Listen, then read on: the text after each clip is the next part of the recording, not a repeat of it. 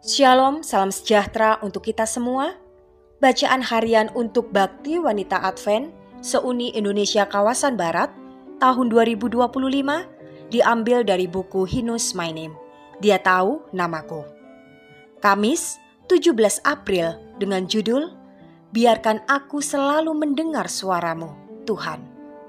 Ditulis oleh Erna Stein. Firman Tuhan di dalam Yohanes 10 ayat 27 dan 28, domba-dombaku mendengarkan suaraku, dan aku mengenal mereka, dan mereka mengikut aku. Dan aku memberikan hidup yang kekal kepada mereka, dan mereka pasti tidak akan binasa sampai selama-lamanya, dan seorang pun tidak akan merebut mereka dari tanganku. Sahabat BWA, saya masih mengingat bagaimana ia menggenggam tangan saya saat memaksa tubuh tuanya yang lemah dengan lutut yang cedera untuk berlutut dan berdoa di sisi tempat tidur saya. Sebagai gadis kecil yang duduk berlutut di sampingnya, saya memperhatikannya dengan penuh rasa kagum. Ada sesuatu yang istimewa tentang nenek saya. Ketika ia berdoa, semua orang pasti memperhatikan. Hingga 50 tahun kemudian, saya masih bisa melihat sosoknya dengan jelas. Tetapi, cara ia mengakhiri doanya adalah hal yang membekas sepanjang hidup saya. Tuhan yang terkasih, biarkan aku selalu mendengar suaramu. Itulah doa saya setiap hari sejak saat itu. Dan suatu hari, saya akan menceritakan kepadanya bagaimana doa itu menyelamatkan hidup saya. Pada suatu hari yang cerah tanpa awan di Northern Natal, Afrika Selatan, saya sedang mencabuti rumput liar di kebun.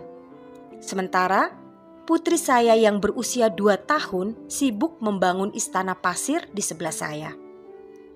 Di belakang kami ada tembok setinggi 2 meter, sebuah pohon palem bambu besar dan semak-semak yang menyembunyikan jalan yang menanjak ke puncak bukit. Suara telepon yang berdering memecah keriangan obrolan anak saya.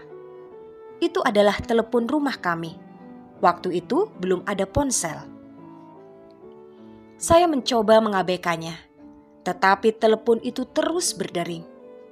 Saat saya bergerak untuk menjawab, Roh Kudus mendorong saya untuk mengambil putri saya. Satu pandangan pada tangan kecilnya yang berlumpur dan senyum manjanya yang kotor membuat saya memutuskan membiarkannya bermain. Saya segera bergegas ke dapur. Tetapi sekali lagi, saya merasakan dorongan kuat. Kembalilah dan bawa dia bersamamu. Saya berusaha mengabaikan, tetapi dorongan itu kembali. Pergi dan bawa dia bersamamu. Akhirnya saya berbalik, mengangkat anak saya yang berlumpur dan bergegas menjawab telepon. Halo? Hening. Tidak ada suara di ujung sana.